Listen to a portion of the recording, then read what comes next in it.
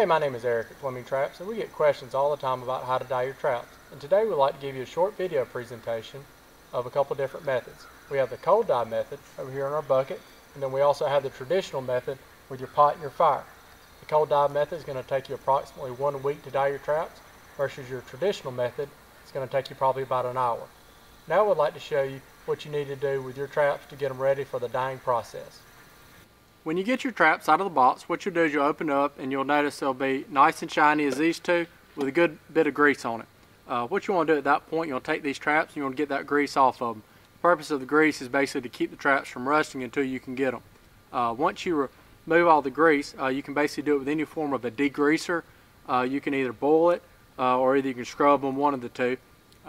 After that, what you'll do is you'll take them outside and you'll want to get a good coating of rust, just like these two traps here.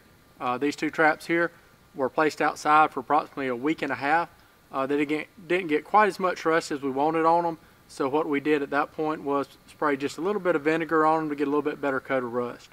The reason you want a good coat of rust on your traps basically is whenever you dye them, it gives the dye something to stick to, and you get a much better dye job when you do have that coat of rusting on it versus if you were to do it without. It's just going to take a good bit longer and your traps won't dye quite as well. If you notice at the bottom of the two traps here, these two traps here already been dyed. You can see the color difference between those and the two right here. We used actually on those two traps the cold dye method. We placed them in the cold dye for approximately about a week, and we got a good dye out of those two traps. The different dyes available are standard Logwood trap dye, and then we have over here the Logwood crystals.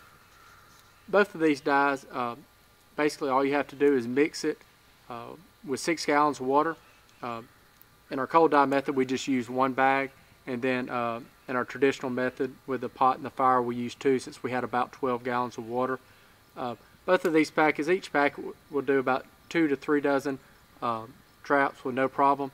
You also will see here we have our wax available in a 1 pound bar, and we also have it available in a 5 pound block.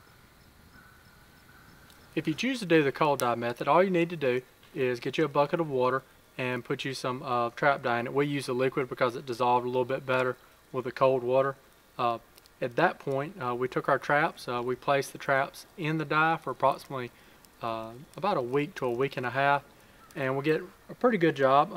Now I will say this, whenever you do handle any form of traps with dye, I recommend using gloves because it'll get on you and just about can't get it off. What I'll do now is I'm going to take the traps out and show you traps and how we put them in there. What we did was we basically got us a piece of wire. We tied all of our traps together, that way we wouldn't have to get our hands all down in there. As you pull the traps up, you'll notice a pretty good dye job on it. Also too, if you notice these two traps, we have stuck a piece of wood in between there. And what we did was we pried the jaws up and we put the wood in there. That way the dye will get on all parts of the trap, where you're not going to have it where it's shut and it can't get into the sections that are touching. As you pull the traps out, you'll see the dye job that we did, which it was pretty good. Like I said, it was about a week to a week and a half. And what we'll do at this point, after you have them out, basically what I do is I go and I take them on a fence post or somewhere to hang them up and let them get good and dry before we decide to go through and start waxing the traps. Now with the traditional method, what you basically do is you can get you a pot of any kind. You can even use a fry daddy if you like.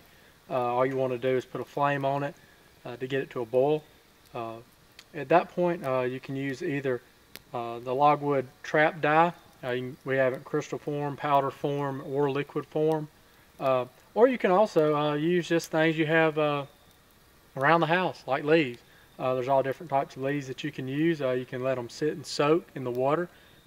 Actually with this pot right here, it was sitting outside for probably a good year or two, and it had a good bit of oak leaves in it with water, so we actually had a pretty good dye solution already mixed up. But what we're going to do is we're going to put the Logwood trap dye solution in it just to make sure. All you basically have to do is just sprinkle it on down in there. Actually, I used 2 of these in here. It calls for 1 package for 6 gallons. So I put 2 in there. I have probably about 12, I'd say 12 to 15 gallons of water in that pot, so we actually used 2. Now that we've mixed our trap dye into our solution, what you'll have to be ready for now is to go ahead and dip your traps. I definitely recommend using gloves, just like I talked to you about it with the cold dye method. You don't want to get this trap dye on you because it's real hard to get off. Also, before I put the traps in, what you'll notice is I put little pieces of wood in between every one of the traps. That's to keep them pried apart where you'll get a good dye job. Also attached a wire to all the traps. That way I can dip them in the solution without having to get something to grab the chains and pull them out. Now what we'll do, we'll go ahead and dip them in. Use plenty of water, that way you can get them fully submerged. At that point I just bend my wire over to the side and leave it there. Now some of the instructions on the Logwood trap dye say you can do it for 20 minutes, some of them say up to an hour. Basically what you can do is do it and you can pull your traps out at different intervals, and whenever you get the desired color you want on your traps, you can go ahead and pull them out, and then at that point what you'll do is you'll hang them up and let them get good and dry before you start waxing them. We hope this video gives you a basic understanding on how to dye your traps. And if you have any questions whatsoever, please feel free to give us a call or visit us at our online store at FlemingTraps.com. Thanks for stopping by.